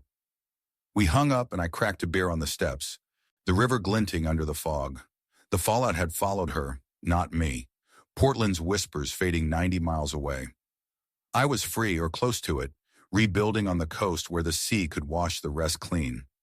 A year had passed since I had left Portland behind, the divorce papers signed and Abigail's $7,000 wired from my savings. A final cut that still stung when I checked my bank balance. Astoria had become my refuge, a gritty port town 90 miles from the wreckage of Sellwood, its fog-wrapped docks and steep hills a shield against the past. It was late January now, the air sharp with salt and diesel as I stood on the pier site near the Astoria Megler Bridge, pouring concrete under a drizzle that never seemed to stop. The Columbia River rolled dark and restless below, its currents a mirror to the quiet I'd carved out here. Work, beer, the sea, a rhythm that dulled the edges of what Abigail had done. My life had settled into something steady, if solitary. The one bedroom above the fish market on Commercial Street was home now. Its peeling wallpaper patched with duct tape, the sagging couch swapped for a second-hand recliner I'd snagged from a yard sale in Gearhart. I worked 6 days a week, 10-hour shifts hauling rebar and mixing slurry, my hands scarred and tanned from the grind. Nights I'd hit the Portway Tavern or climb the cliffs to the Astoria Column, watching the Pacific churn under a sky that rarely cleared. The crew knew me as Dan Carter, the quiet guy from Seaside who didn't talk much but pulled his weight. My story stayed buried, and I liked it that way. That Thursday afternoon, the drizzle turned to a steady rain, soaking my coveralls as I finished smoothing a slab near the river's edge. The crew chief, a wiry guy named Hank with a fisherman's drawl, waved us off early, too wet to keep going, and I drove back to the apartment, the Ford F-150's wipers slapping against the downpour. The fish market below was bustling, its neon sign buzzing as workers in aprons gutted cod and halibut, the stink wafting up through the floorboards. I kicked off my boots, grabbed a Rainier from the fridge, a habit I'd picked up from Jake, and sank into the recliner, the can cold against my palm. My phone buzzed on the crate I used as a side table, an old burner I'd switched to after Gresham, its number unlisted, free of Portland's ghosts. I ignored it at first, figuring it was Jake or Dad checking in, but it buzzed again, insistent, and I grabbed it, the screen lighting up with an unknown Portland number.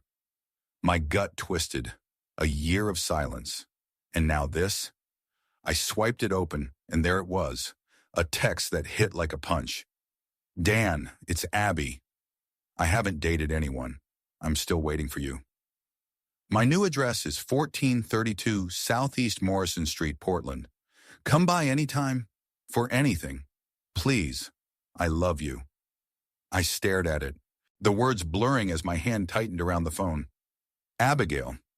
After a year of nothing, no calls, no letters, just rumors through Jake that she'd lost her job at the Hilton and left Sellwood, she was back, reaching out like I'd been sitting around waiting for her.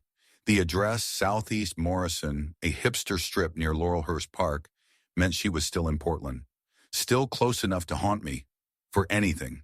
The implication burned, a mix of desperation and defiance that made my skin crawl. I set the phone down hard, the clatter loud in the quiet, and took a long pull of beer, the cold doing nothing to settle the fire in my chest. She loved me.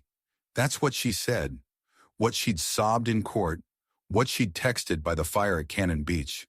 I only want you, right after she'd slept with Ethan. A year ago, those words had torn me apart. Now they just pissed me off. I'd disappeared, taken it all, the house, the furniture, our life, and she thought a text could pull me back?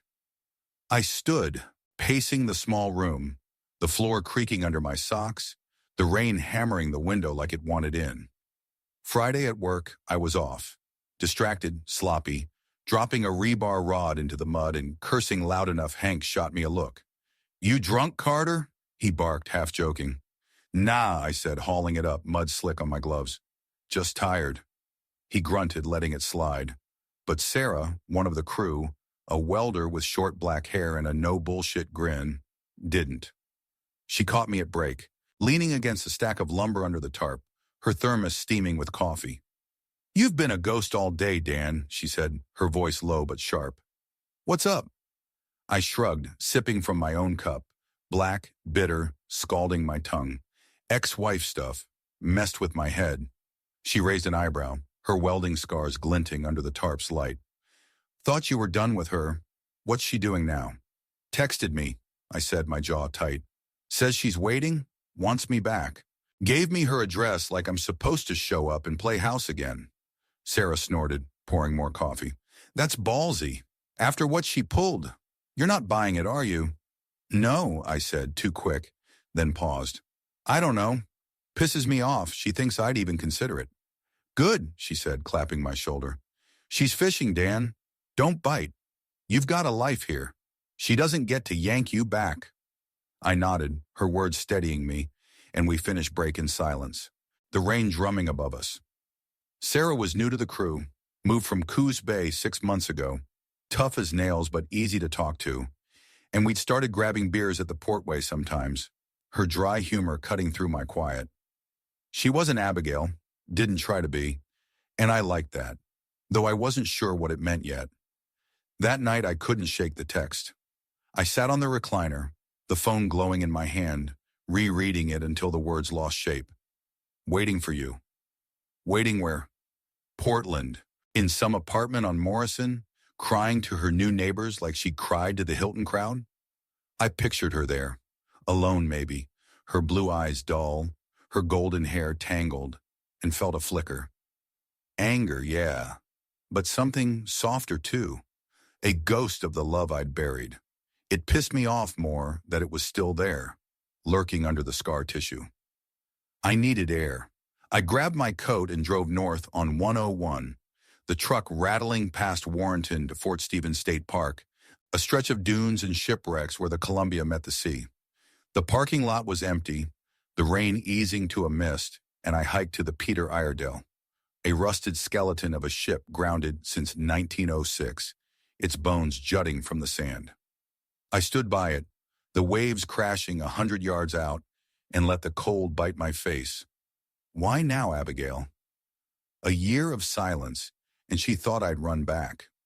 I remembered our last good day, hiking Multnomah Falls 2 summers ago, the mist off the waterfall soaking us as we kissed at the top, her laugh echoing off the cliffs. That Abigail was gone, replaced by the stranger who'd texted me from Cannon Beach, who'd begged in court, who'd spun her affair into a sob story. I kicked the sand, the grain scattering into the wind, and pulled out my phone. My thumb hovered over reply. Leave me alone. But I didn't send it. Not yet. Saturday, I called Jake from the cliffs above town, the Astoria column's shadow stretching long in the dusk. She texted me, I said, the wind tugging at my voice. Wants me back. Gave me her address. He cursed loud and sharp. After all that, she's got nerve. What are you doing? Nothing, I said, leaning against the railing. The Pacific a dark smear below. Just rattled. Thought she was gone.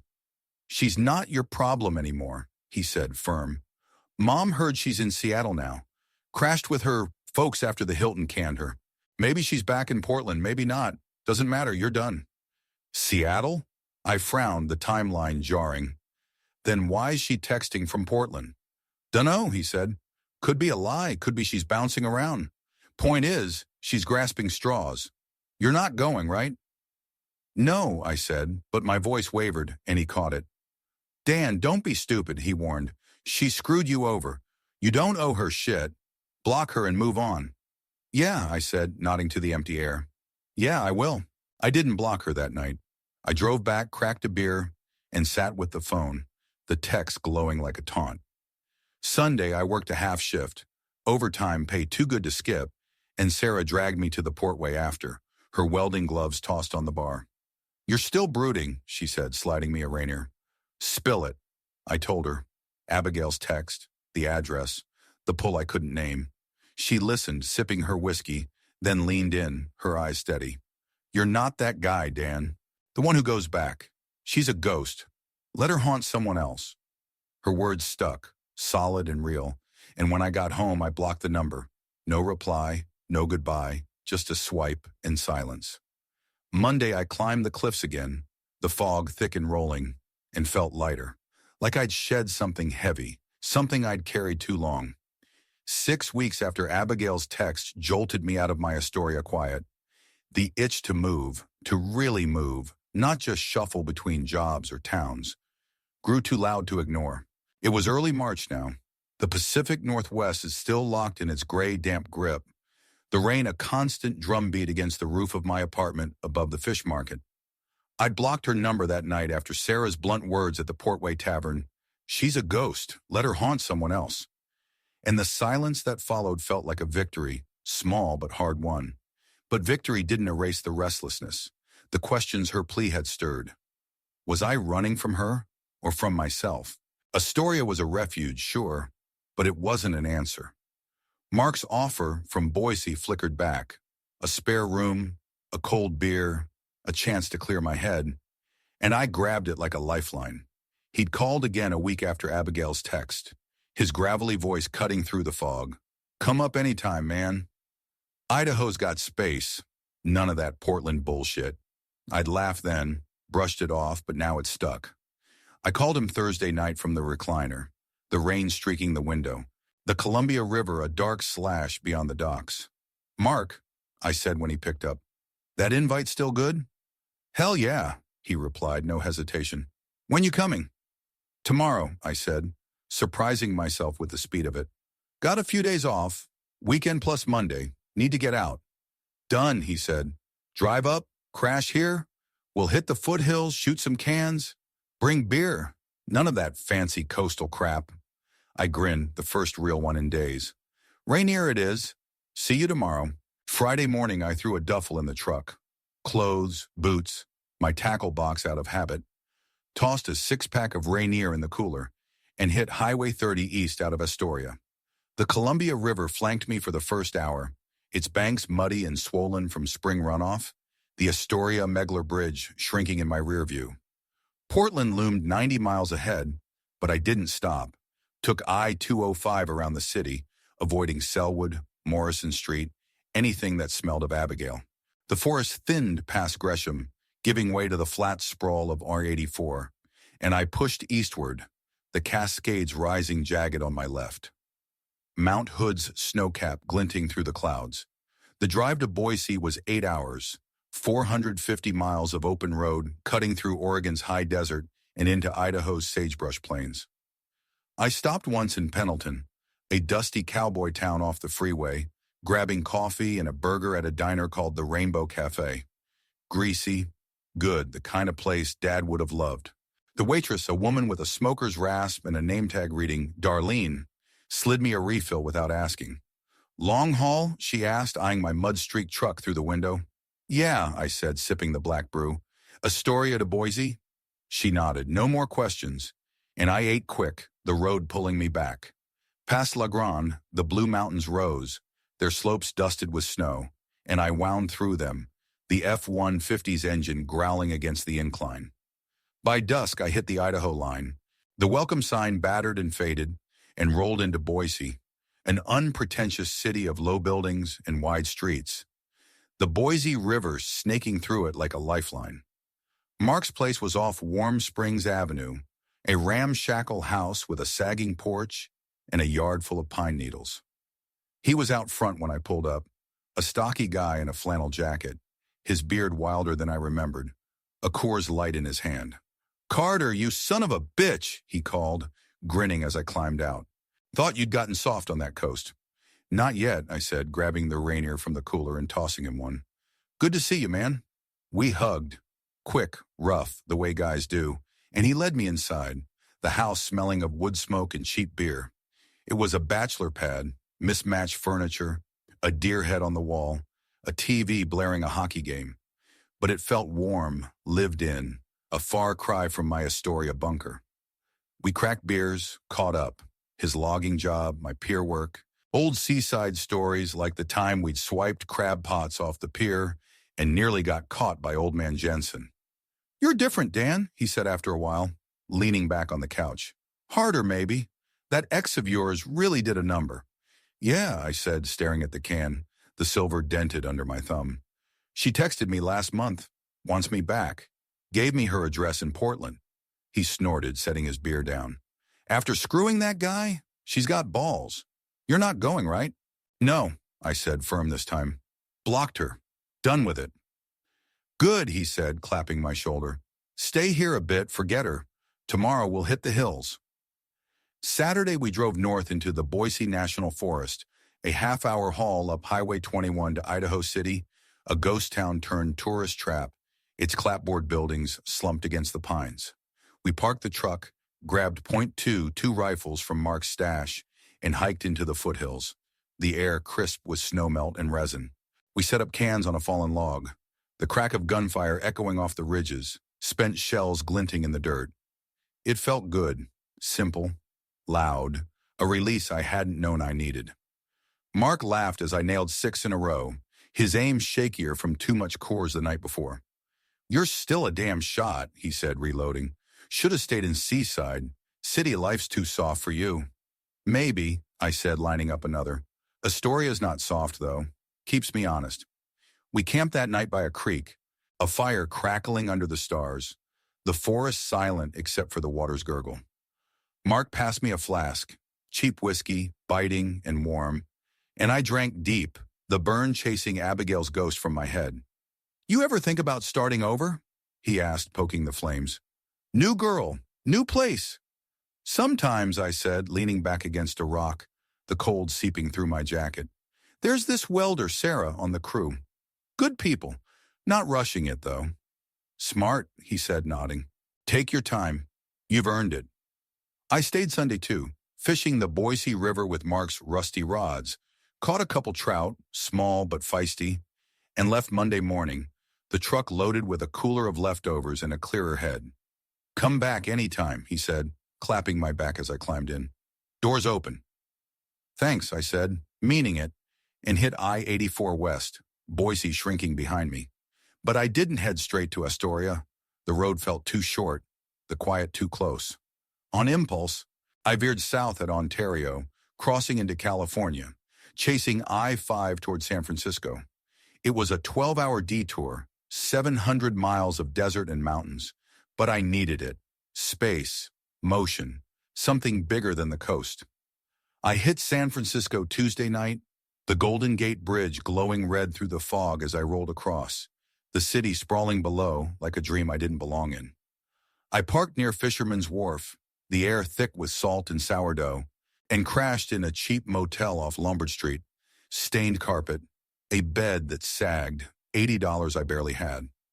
Wednesday, I walked the waterfront, the bay choppy under a rare clear sky, sea lions barking from Pier 39. I bought a coffee from a cart near Ghirardelli Square. Black, scalding, grounding, and hiked to the bridge's edge, leaning on the railing as the Pacific stretched west, endless and indifferent. Standing there, the wind tugging at my coat, I thought of Abigail. Not her text, but her face at Multnomah Falls, her laugh at Cannon Beach, the girl I'd loved before she'd become a stranger.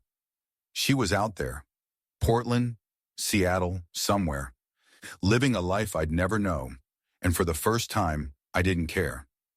The bridge hummed with traffic behind me. The water churned below, and I felt it.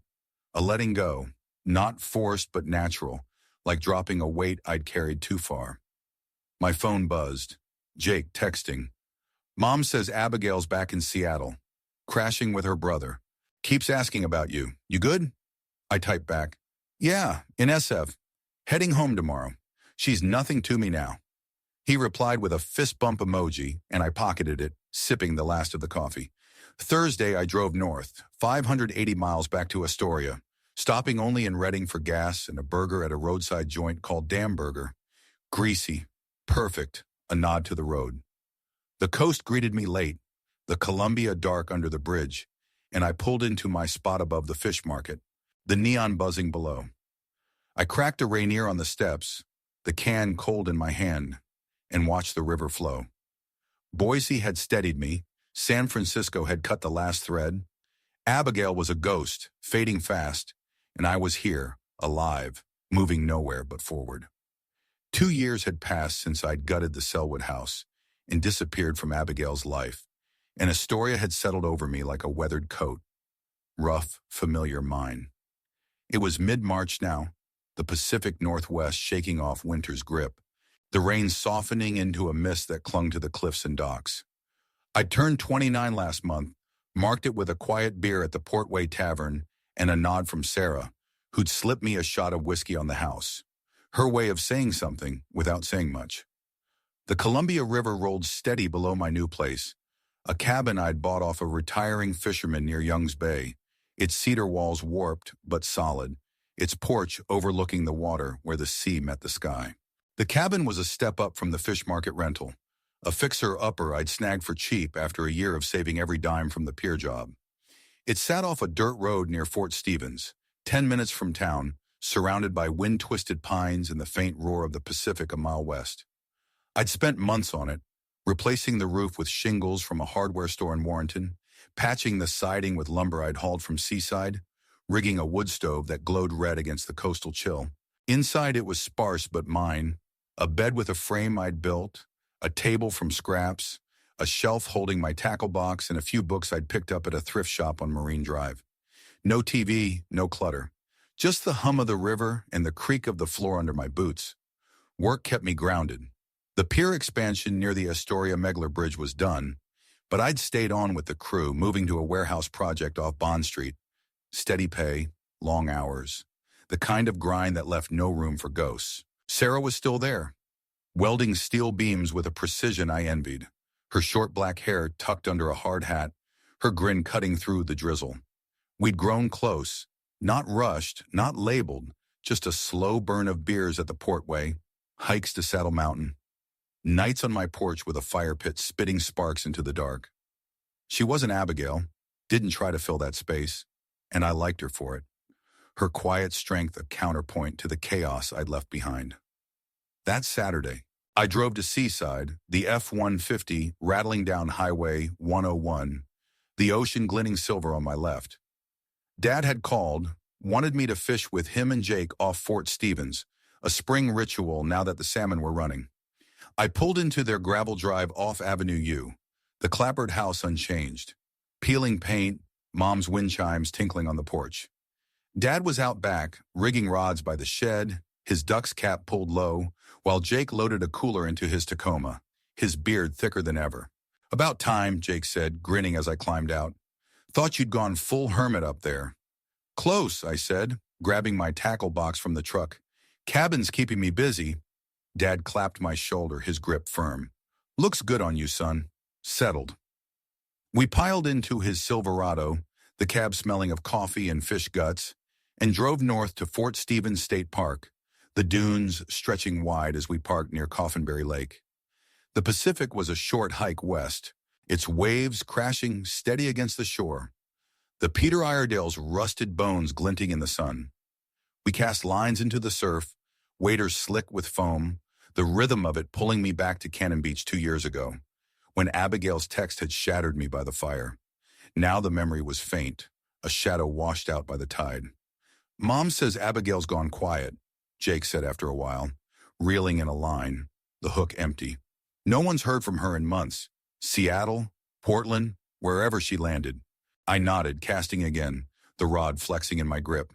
"Good, she's out of my head." Dad grunted, pulling a small salmon from the water, its scales flashing silver. "Damn well should be.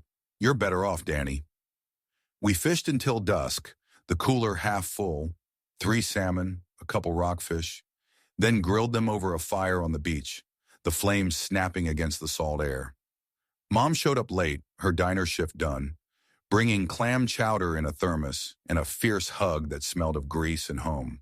"You're looking strong," she said, patting my cheek. "Proud of you." "Thanks, Mom," I said, meaning it, and we ate in the firelight, the sea a dark roar beyond the dunes. The past hovered. Sellwood, the courthouse, Abigail's tears. But it didn't sting anymore, just drifted like smoke into the night. Sunday I worked on the cabin, sanding a new railing for the porch, the wood smooth under my hands. Sarah showed up unannounced, her welding truck rattling into the drive, a 6-pack of Rainier dangling from her fingers. "Thought you'd need a break," she said, climbing the steps, her grin sharp in the fading light. "Always," I said, setting the sandpaper down, and we cracked beers, sitting on the porch as the river glinted below. The mist rolled in, softening the pines, and she leaned back, her elbow brushing mine. "You ever miss it?" she asked, her voice low. "Portland, her, all that?" I sipped the beer, the cold biting my throat, and thought about it, really thought. Sellwood's creaky floors, Abigail's laugh over burnt toast, the life we'd built before she'd torched it with Ethan. "No," I said finally, honest. "Missed it for a while, hurt like hell, but not now. This is enough." She nodded, her eyes on the water, and didn't push. We sat there, the silence easy, the mist weaving around us like a shroud. Later she stayed, nothing rushed, just a quiet night by the wood stove. Her warmth a steady thing I hadn't known I'd wanted. It wasn't love, not yet, but it was something. Solid, real, a step I could take without looking back. Monday I got a call from Mike Russo, his voice crackling over the line as I patched a leak in the cabin's roof. "Carter, just a heads up. Abigail's lawyer reached out. She's not contesting the $7,000 anymore. Says she's moving on. Wanted me to tell you she's sorry for what it's worth." "Not much," I said, hammering a nail into the shingle, the thud sharp in the quiet. "She's still in Portland?" "Nah," he said. "Word is she's back in Seattle. New job, new life. Who knows? You're clear, man. Done with her." "Good," I said and hung up, the hammer steady in my hand. Seattle, 2 hours north, a world away. She could have it. Her apologies, her new start. her ghosts. I'd paid the $7,000 months ago, wired it through Mike, and with that, the last thread snapped. That night, I climbed the cliffs near the Astoria column, the fog thick and rolling, the town's lights a faint glow below. The Pacific stretched west, vast and unyielding, its roar a steady pulse in my ears. I stood there, the wind tugging at my coat, and felt it. Peace not forced but earned, a quiet that settled deep. Abigail was gone, fading into rumor, a name I'd forget in time. Sellwood, Portland, the divorce. They were shadows buried in Oregon's sandy shores. 2 weeks later, I drove to Seaside again, helping Dad fix his shed, the spring sun breaking through the clouds. Jake showed up with a text from a mutual friend. Abigail was engaged. Some guy in Seattle. A fast rebound no one saw coming. "Guess she's really done," he said, handing me a beer. "Guess so," I said, cracking it open, the news sliding off me like rain on wax. No sting, no pull, just a fact, distant and small. Back in Astoria, I finished the porch railing, Sarah painting it red beside me, her laugh cutting through the mist. We fished Young's Bay that weekend, pulling trout from the brackish water, and I cooked them on the stove, her boots kicked off by the door. The cabin smelled of cedar and fish. The river hummed outside, and I knew. This was it, my life now. Not running, not hiding, just living. The sea kept its secrets, vast and deep beyond the cliffs, and I'd learned to keep mine too. Buried, quiet, gone. Abigail was a ghost I'd outlasted, and Astoria was home, its tides washing me clean. 3 years had carved their mark since I'd stripped the Sellwood house bare and vanished into the night, leaving Abigail with a twin bed and a note that severed us for good.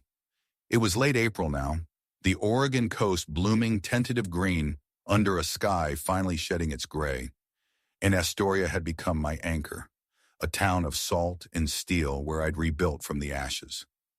I stood on the porch of my cabin near Young's Bay, the cedar boards creaking under my boots, a rainier in my hand as the Columbia River flowed steady below, its currents carrying the last of winter out to sea. The cabin was mine, bought, fixed, lived in, a testament to the years I'd poured into making something whole again. I was 30 now, the concrete dust of Portland replaced by the salt scars of Astoria's docks. My hands rougher than ever from the pier jobs and the endless tinkering on this place. Sarah was inside, her welding gloves tossed by the door, stirring a pot of chowder on the wood stove, her recipe sharp with clams and thyme, a quiet claim on this life we'd started sharing. She wasn't Abigail, didn't try to be, and that's why it worked. We'd grown from beers at the Portway to nights like this, her laugh a steady thread through the mist, her presence a choice I'd made without regret. The phone buzzed in my pocket, a rare call now, my number guarded like a secret, and I pulled it out, expecting Jake or Dad. It was Mike Russo, his voice crackling over the line. "Carter, quick update. Thought you'd want to know. Abigail's married. Some guy in Seattle, ceremony last week. Her old lawyer sent a note, said she's at peace. Wished you well." I leaned against the railing, the wood smooth under my palm, and let it sink in. Married, Seattle. 3 years since her text on Morrison Street, 2 since I'd blocked her, and now this. A final knot tied, her life tethered to someone else. "Good for her," I said, my voice flat but honest. "Thanks, Mike." "You okay?" he asked, a lawyer's caution in his tone. "Yeah," I said, watching the river catch the last light. "I'm good." I hung up, the news settling like dust. There, then gone. Abigail was a name now, a whisper carried off by the tides. Her $7,000 a faint scar on my savings. Her betrayal a story I'd outlived. I disappeared that night in Sellwood, taken the sofa, the bed, the dreams we'd built, and left her with the wreckage she'd made. Here, in Astoria, I'd found something better. A cabin by the water, a woman who stayed, a life that fit. The Pacific roared a mile west, its secrets locked deep, and I'd learned to keep mine too, buried in the sand, washed clean by the years. I turned back inside, Sarah's voice calling me to dinner, and let the door shut on the past for good. Final advice for the story. All right, folks, that's the end of my story. 3 years from betrayal to peace, from Portland's rain to Astoria's tides. If you take anything from this, let it be this. When someone shows you who they are, believe them the first time. Abigail made her choice, and I made mine. To walk away, to take back what I could, and to build something new. It's not about revenge. It's about survival. Don't cling to what's broken. Let it go. Find your coast, your cabin, your quiet. The sea keeps its secrets, and you can too. Thanks for sticking with me. Stay strong out there, and I'll see you in the next one.